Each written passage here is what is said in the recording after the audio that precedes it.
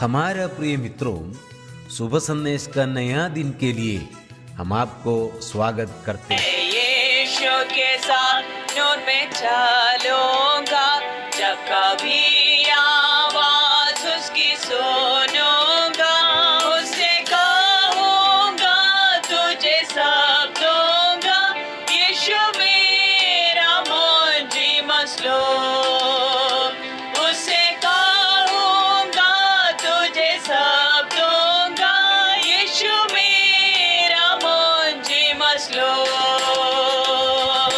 चलते चलते नूर में यीशु के साथ, हालेलुया। चलते चलते थामते यीशु के हाथ, नूर में मैं रहूंगा, पता पाऊंगा, मैं नूर में चलता रहूंगा। आज का संदेश ब्रदर क्रिस्टोफर स्वामी मुंबई से बांटा जाएगा। प्रार्थना के साथ सुनिए। एक और बार इस शुभ संदेश में यीशु मसीह के नाम से प्रत्येक भाई बहन का स्वागत करते हैं और मैं भी परमेश्वर पिताजी को धन्यवाद देता हूँ कि एक और अवसर दिया कि आप लोगों के बीच में परमेश्वर का वचन को बता सको। आए हम थोड़ा समय के लिए परमेश्वर के वचन की ओर जाएंगे। हम लोग पढ़ेंगे भजन संगीता उसका 15 का उसका 1, 2, 3, साम चैप्टर 15 वर्स 1, 2, 3। हे परमेश्वर, तेरे तंबू में कौन रहेगा? तेरे पवित्र पर्वत पर कौन बसने पाएगा? वो जो खराई से चलता है, धर्म के काम करता है, हृदय से सच बोलता है, जो अपने जीभ से निंदा नहीं करता और ना अपने मित्र की बुराई करता, ना अपने पड़ोसी की निंदा करता है। इन वचन पढ़ने द्वारा परमेश्वर पिताजी हम सबको आशीष अनुग्रह करे। और यहाँ पर हम देखते हैं कि एक सियोन का जो निवासी, और उनके लिए यहाँ पर प्रभु का वचन क्या बताता है कि हे परमेश्वर, तेरे तंबू में कौन रहेगा? परमेश्वर के तंबू में एक सवाल उठता है कि कौन रह सकता है? परमेश्वर के तंबू में कौन उपस्थित हो सकता है? प्रभु परमेश्वर के तंबू में कौन खड़ा रह सकता है?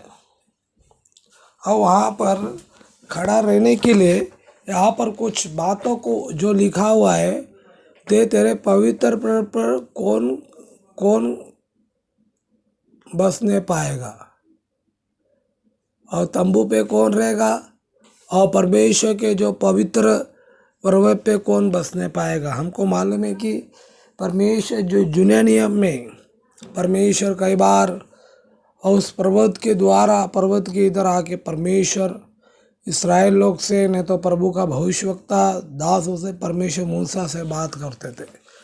तो यहाँ पर लिखा है कि 2 सवाल होता है कि कौन बसने पाएगा, कौन रहेगा। पहले लिखा है कि जो खराई से चलता है, जो ईमानदारी अपने जीवन में, अपने सेवकाई में, अपने कामों में, अपने बातों में जो ईमानदार है, प्रभु के नजरों में वो ईमानदारी है, वो धर्म के काम करता है, वो जो भी है अच्छे कामों को प्रभु की महिमा के लिए करता है। और वो इसी बात है कि वो सच बोलता है, सच में वो हमेशा स्थिरता है। हमारे जीवन में हमेशा हमारे हृदय में एक सच्चाईपन होनी चाहिए। बाइबल में लिखा है तुम्हारा बात हाँ का हाँ, नहीं का नहीं होनी चाहिए, घुमा फिरा के नहीं, और जो हृदय से सच बोलता है। जब हम सच बोलेंगे, कई लोग को अच्छा नहीं लगेगा, सब में सच बोलता है क्या तू, मगर परमेश्वर का वचन बोलता है कि जो हृदय से सच बोलते,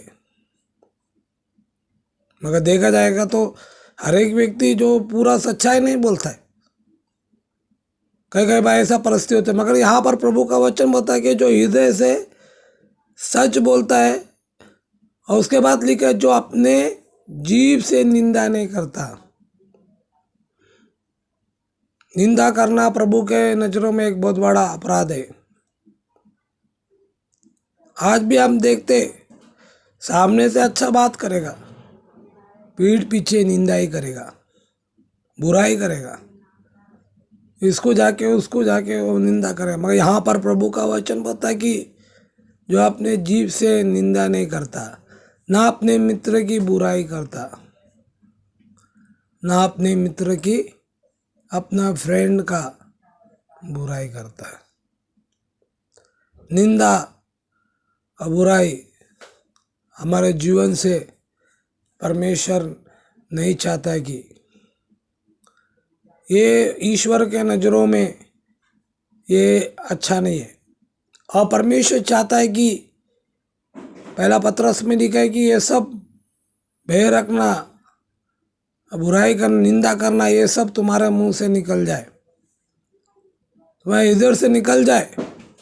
और यहाँ पर भी हम देखते हैं कि जो निंदा और बुराई ये हम छोड़ने चाहिए, और अपने पड़ोसी की निंदा नहीं करता।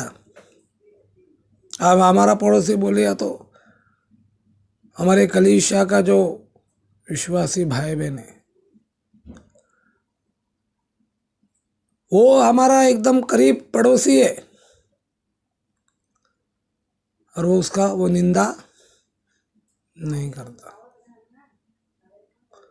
और यहाँ पर लिखा है कि प्रभु का वचन ये बताता कि वह व्यक्ति परमेश्वर के तंबू में, प्रभु के पवित्र पर्वत पे बसा पाएगा। प्रियजनों, यहाँ पर हम देखते कि हमारा जीवन में एक खराईपन होनी चाहिए, हमारे कामों में एक धार्मिकता होनी चाहिए, हमारे हृदय में एक सच्चाई होनी चाहिए, हमेशा सच्चाई का साथ हम देने चाहिए। और यहाँ पर जीवों को, हमारा जीव, याकूब का पत्र में लिखा है कि ये जीव पूरे वनों को आग लगा सकता है। और यहाँ पर लिखा है कि ये जीव से निंदा नहीं करना, अपने मित्र की बुराई करता है। मैं कुछ बातों को हम जब दूसरे को बताते जो गलत है और उसको सुधरने के लिए, वो निंदा नहीं है, मगर जाके उसके व्यक्ति के बारे में वो निंदा करना ईश्वर के नज़रों में ठीक नहीं है। इसके लिए पत्रस में हमको यही याद दिलाता है कि तुम्हारे मुंह भेद भाव और ये निंदा करना, अपने सब ये छोड़ दे। और यहाँ पर लिखा है कि बुराई छोड़े, बुराई को छोड़, भलाई का तो पीछा कर, अपने पड़ों की निंदा नहीं करे, पड़ोसी की। तो परमेश्वर के जो पर्वत पे, परमेश्वर के तंबू पे ये व्यक्ति बसने पाएगा। हमारे जीवन में हम लोग ये चीज़ों को, प्रभु जो बताया उस बातों को करने चाहिए। पवित्र आत्मा भी हमसे यही चाहता है कि हम ये बुराई, निंदा और ये सब बातों को हम अपने जीवन से, अपने मनों से इसको फेंक दे, इसको निकाल दे बाहर, मगर भलाई करे, भलाई का पीछा में लगे रहे और भलाई में बने रहे। और परमेश्वर पिताजी हमसे यही चाहता है कि हम भलाई में लगे रहे और लगातार भलाई करते रहे हमारे जीवन के द्वारा। तो प्रियजनों, हम लगातार अपने जीवन में एक भलाईपन में जीवन जिए, एक अच्छाईपन में जीवन जिए, एक हमारे हृदय में एक सच्चाई में जीवन जिए। जब हम ऐसा रहते तो ईश्वर परमेश्वर पिताजी हमसे खुश होता है, और वे व्यक्ति, वो भाई, वो बहन परमेश्वर के तंबू में बसने पाएगा। तो ये वचन के द्वारा, सुनने द्वारा, पढ़ने द्वारा परमेश्वर पिता हम प्रत्येक को, सुनने वालों को आशीष करे। प्रभु के बड़े धन्य नाम की महिमा हो। आमीन।